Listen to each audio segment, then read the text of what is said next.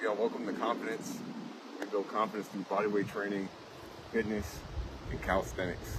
And so for this tutorial, for this first video for the confidence, we're going to teach you how to do the front lever. All right, so to get the front lever, you first want to be able to build up to 10 pull-ups. You want to have 10 good pull-ups on your belt. So to have a good, it's not the best pull-up bar, but have a good pull-up, you want to be hanging in your position, and then you're just pulling. Make sure you're coming all the way up, you're getting the full range of motion. Even with the L-sit pull-up, you can work on your L-sit pull-ups as well to build more strength and build your core strength. And so that's the first thing you want to have. You can also want to get on the bar and like parallel bars with your rows. So I'm not sure if that's a good bar with everything, but rows, Australian rows, I'll put that in there as well and show you how to do that. So after you have your 10 pull-ups, you can do rows. You're doing even possibly L-sit pull-ups. You have the core strength. Then you can move on to the first progression. And the first progression for the front lever is holds.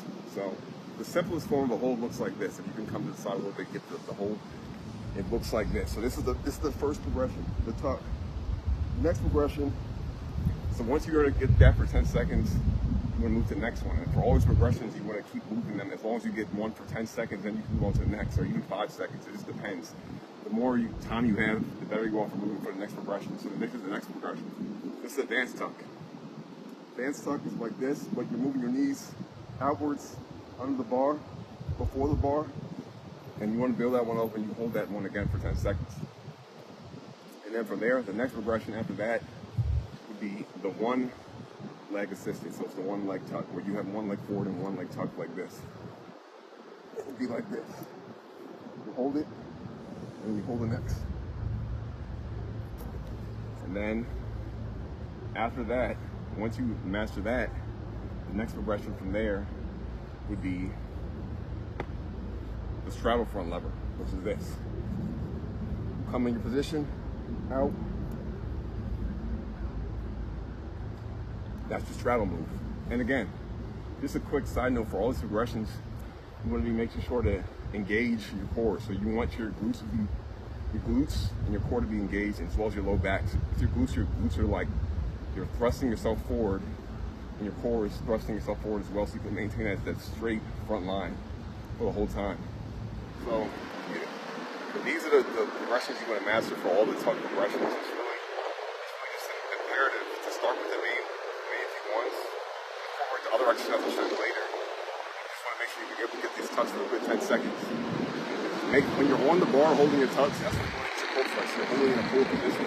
You're making sure that your knuckles are pointed forward, so to get the best hold, right? So if your knuckles are like this, you're not going to be all the way on the bar, you're going to be slipping off, but if you pull them forward, you'll have a better grip over the bar. Just the same way you're doing pull-ups. If you're doing pull-ups like this, it's kind of like slipping, but if you're like this, you have a better grip over it. So just want to make sure you have your grip over with your knuckles on the bar. So for one of the next progressions, and you want to be doing all these exercises I'm showing you, you want to be doing them all together in like one workout. You obviously, when you're a beginner, you're just starting out, and you might not have 10 pull-ups. You don't have to do all of these at once. But like ideally, what I would do in a workout to get it, to maximize it, is do like all these exercises I'm showing you and do them for reps and sets. So this next one would be the raises from halfway to the top. And this exercise, you're essentially getting in a tuck position, and you're just raising your body, right? So that's why you start with the tucks. So you start with the tucks, so you know what the tuck's like. So you get in a tuck position, and then you move up. 1, 2, and obviously you put it out that you get advanced position. So 1, for example, 1, 2, and depending on what progression you're at, what progression you come into the bar, that's the one you want to be working with, right? So if you can't do a full front lever, and you won't want to do this workout in a full front lever workout. And so if you're only like at a level, let's say you only have a level where you can only do advanced tuck, maybe for this exercise you just hold the first progression tuck, and you do that, and you want to just build from anywhere to 5 to 8 reps before you keep moving on to the next variation of this exercise. So after you get your holds, and then you get your, from halfway point to raises, you want to get holds. You want to do raises from top to bottom. So when you're starting this exercise, you're starting in a pull-up position, right? And you just want to raise your body in the front lever position all the way to halfway. So You've seen how we started from halfway to the top. Now we're starting from the bottom to halfway, and it looks like this. So let's say I'm getting my tuck position, right? So I'm holding like this, and I'm raising to halfway. 1, and then you have 2. You see how we're maintaining the form. We slowly watch. We're maintaining our front lever form, coming up and building that strength. Building that strength we need to be able to hold that front lever. And again, this is why we started with the hold. So you want to, as work this exercise over time, you can build up through the different variations. So you have your tuck, your advanced tuck, and just keep working your way up.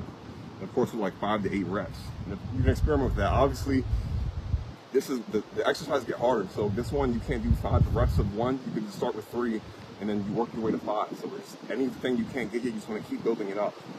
Build the strength. And the next and last exercise that we're going to be showing are going to be negatives, front lever negatives. Negatives is where we're starting all the way at the top and we're slowly dropping down our body to the bottom. We're just going to slowly hold it, and we're building that negative strength that we keep practicing and preaching in calisthenics. So you want to build your strength with the negative, right? Because if you don't have the strength to hold it in the positive, in the normal position, you want to bring it down to the negative, right? So it looks like this. So starting the bar, you come up to your position and you slowly drop down. Boom. That would be 1 rep, right? That's the full position. Or you can try, maybe you're on the saddle position, right? You saddle front lever. You come into your saddle position, up, saddle position, come straight down. And you want to be able to do that for reps, just repping that over 5 to 8 reps. And this is going to be a harder exercise, but as you're building with these workouts, with each progression of each workout, you build your way up to that, and build up to the 8 reps of this, right? And the stronger you are with each progression of each exercise, ideally the stronger your front lever would be, the longer you would have to hold it, right? And the more endurance and strength that you would have with it. So those are the 4 main exercises for the front lever. And we also have a bonus exercise, right? We talked about the rows that we had earlier. So on this bar, I can show you how to do the Australian rows, right? So the rows, you be in this position. You get in your row position, 1. Chest, 2, right? And it's important to make sure you're engaging your lats, right? So your lats are, you're pulling your lats back, and so you're getting in that pull position on right here on the bar, right? So I'm like this. Lats are engaged, core is engaged, and then from there you just pull up, right? And to make sure you know your lats are engaged, your shoulder blades are coming back, right? So when you're holding onto the ball, the shoulder blades right here coming straight back, right? And this is important to have it for your front lever, because you're holding the front lever position, you're engaged like this, right? So here we are, engaged, 1, 2. Also, we have our front lever pull-up progression as well, and this is something this is a bonus exercise you can do maybe on like your off day or something, or just whatever, when you're not training all these exercises at once and you want to try something new. You can get on the bar, and of course we have our front lever pull-ups and in your tuck position, right? So if you're maybe you're at a beginner level, 1, and it's the same thing as the rows and step. We're already in a front lever position, so you bang yourself for reps, and you go from anywhere from 8 to 15 depending on progression, how you're feeling. Do that for a few sets. The day you're doing pull-ups, you can do some of these. So we have our main exercises with the front lever, the holds, the raises from halfway to the top, raises from the bottom to the top, and then our negatives. That's the front lever.